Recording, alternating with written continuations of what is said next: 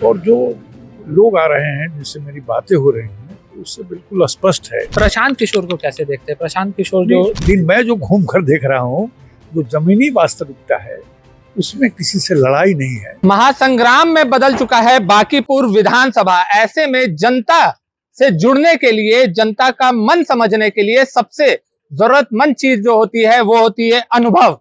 नमस्कार, मैं उफालक सिंह और आप सभी का स्वागत हो चुका है हमारे चैनल सच टॉक्स पर। देखिए, जब बात अनुभव की आ रही हो तो भारतीय जनता पार्टी कहीं से कोई कमी चूक नहीं छोड़ रही है।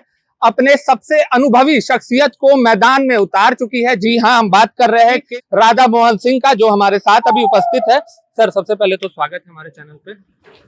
देखिए, मैं 2 दिनों से इस विधानसभा में घूम रहा हूँ। आज ये जो पूर्वी बोरिंग कनाल रोड का इलाका है, वार्ड 25 का, इसके पहले मैं यारपुर में था, लोहानीपुर में था, कल भी इसके 25 के पूर्वी इलाके में था। और जो लोग आ रहे हैं जिनसे मेरी बातें हो रही हैं उससे बिल्कुल स्पष्ट है कि भारतीय जनता पार्टी भारी बहुमत से चुनाव जीतेगी। पर जिस तरीके से कई नाम सामने आ रहे हैं कि मुकाबला अब त्रिकोणीय हो चुका है, प्रशांत किशोर सामने है, आरजेडी से महिला उम्मीदवार को सामने रखा गया है। महिला उम्मीदवार पहले भी थी, इसके पहले के चुनाव में थी, तो उसको 1 वोट था तो इधर 2 वोट था, ऐसा अनुपात था। और ऐसे जो भी व्यक्ति चुनाव लड़ेगा तो क्या बोलेगा? वो तो बोलेगा कि हम लड़ाई में है। उसको तो लगता है कि सारा वोट उसका है। दिन मैं जो घूम कर देख रहा हूँ, जो जमीनी वास्तविकता है उसमें किसी से लड़ाई नहीं है। भारतीय जनता पार्टी पहले से भी ज्यादा वोट से चुनाव जीतेगी। और उसके पीछे जो सबसे बड़ा कारण है, एक तो जो दिल्ली की सरकार है, बिहार की सरकार है, उसका जो व्यापक असर है लोगों पर, और माननीय राष्ट्रीय अध्यक्ष नितिन नवीन का वर्षों पुराना कार्य क्षेत्र रहा है। इस क्षेत्र के लोग गौरवान्वित है कि हमारे नेता भारतीय जनता पार्टी के राष्ट्रीय अध्यक्ष है। तो उनके चुनाव में जितना स्पीड होता था उससे ज्यादा स्पीड इस क्षेत्र की जनता का है। इस क्षेत्र के यहाँ की लड़ाई इस बार बीजेपी नहीं लड़ रही। यहाँ की जनता अपने राष्ट्रीय अध्यक्ष जी के सम्मान में इस लड़ाई को इस प्रकार से लड़ रही है कि पहले से ज्यादा वोट प्राप्त करें।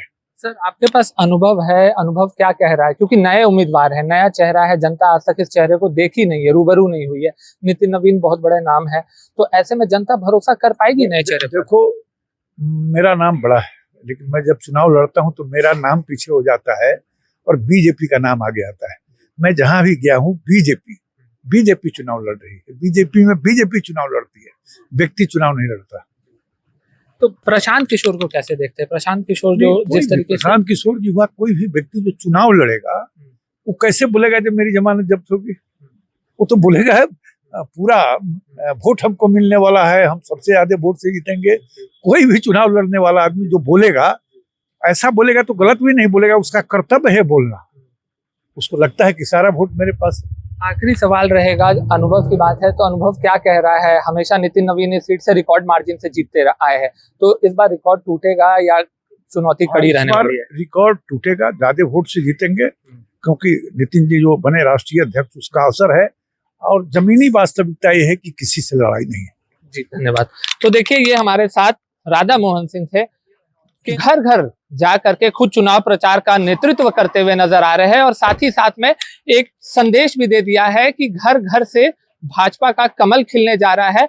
और जब परिणाम आएंगे, जो परिणाम सामने रहेगा, वो नितिन नवीन का भी रिकॉर्ड टूटेगा, क्योंकि कहीं से भी हो चुनाव भाजपा लड़ती है, ना कि उसके कैंडिडेट।